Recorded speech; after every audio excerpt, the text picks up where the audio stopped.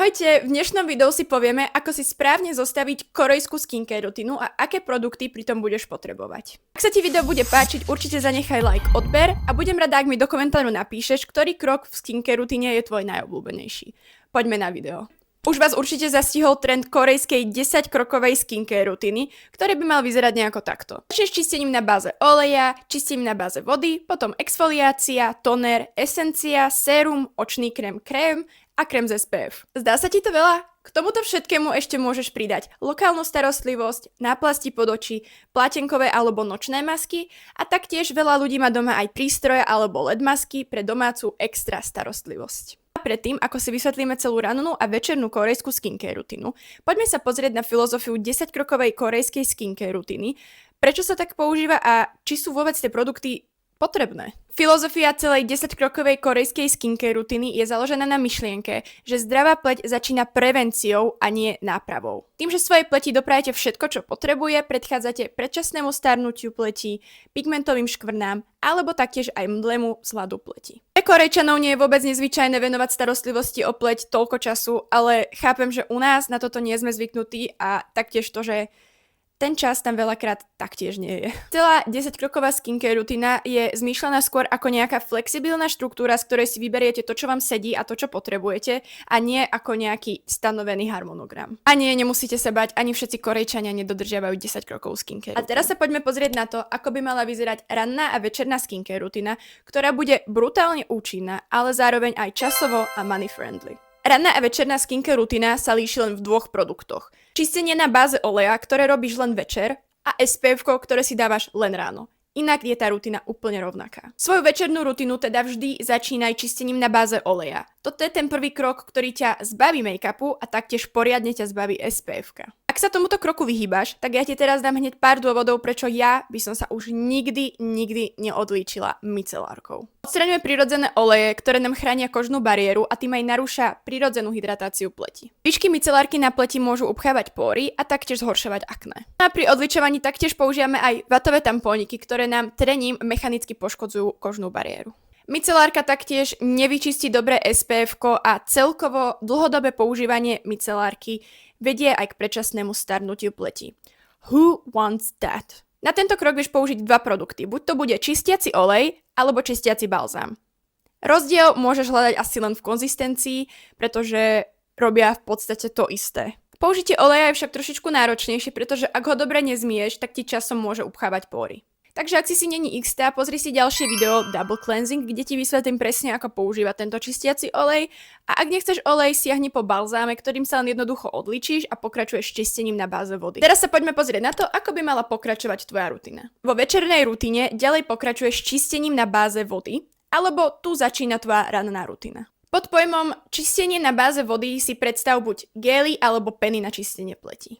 Sú určené na odstránenie potu, mazu, rôznych nečistôt alebo aj na odstránenie zvyškov večernej skincare rutiny. Môj osobný tip je, že ráno namiesto gélu alebo peny použij iba čistú vlažnú vodu. V noci na sebe nemáš ani make-up, ani SPF a taktiež nie je bežné, že by sa ti na pleti nahromadilo toľko mazu, aby bolo potrebné to čistiť gélom alebo penou. Ale toto je len taký môj osobný tip, určite to nemusíte nahrádzať. Mne osobne to veľmi pomohlo a pomohlo mi to dosť aj z akné.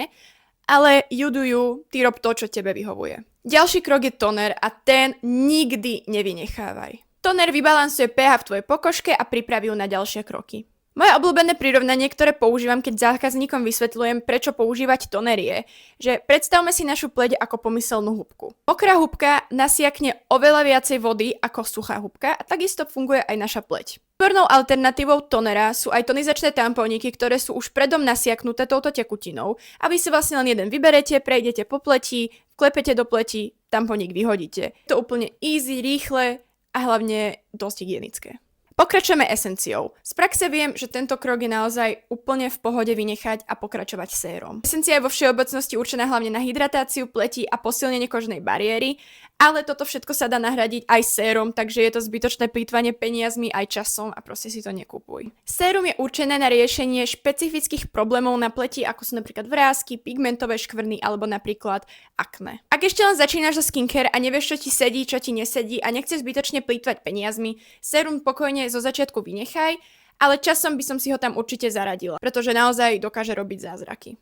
Očný krém. Očný krém je určený na hydratáciu a vyživenie očného okolia a samozrejme aj na prevenciu vrások. Začala by som pokojne nejakými hydratačnými kolagénovými, peptidovými krémami alebo krémami so slimačím mucínom. Pre zrelšie očné okolie by som išla určite do zložiek ako napríklad PDRN, retinol a retinal alebo NAD+. Krém je asi najväčšia klasika v každej jednej skincare rutine. Ale vieš, prečo by sa mal používať ako posledný krok? Krém jednoducho v pleti všetko uzatvorí a uzamkne v nej hydratáciu. Pôsobí v podstate podobne ako kondicionér, preto sa dáva šampón, maska, kondicionér a nie šampón, kondicionér, maska. A ak ste ani toto nevedeli, tak už viete.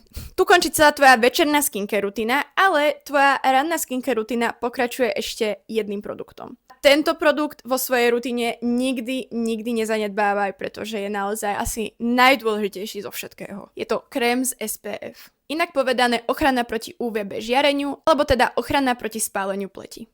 A asi nemusím hovoriť, ako veľmi dôležitý je pre Kórejčanov. Používanie SPF krému u nich siaha až ďaleko do minulosti, kedy opálená tvár znamenala prácu na poli a biela tvár znamenala naozaj vyšší spoločenský status. No ale dnes je to naozaj už len o čistej, jednotnej glass skin textúre pleti, ktorú všetci veľmi dobre poznáme. No a taktiež slúži aj ako prevencia pigmentových škvrn a starnutia. Vedeli ste, že podľa dermatológov je najväčšia časť viditeľného starnutia pleti spôsobená slnečným žiarením a nie vekom? Ak nie, teraz už vieš. A taktiež vieš, prečo používať SPF-ko. Pri SPF krémoch je taktiež veľmi dôležité sa pozerať aj na písmenka za SPF 50+, a to sú písmenka PA a potom za tým nejaké plusy. Vychádza to z hodnoty PPD, čiže Persistent Pigment Darkening, v slovenčine je to aj pretrvávajúce starnutie pigmentu. Neviem si to zapamätať.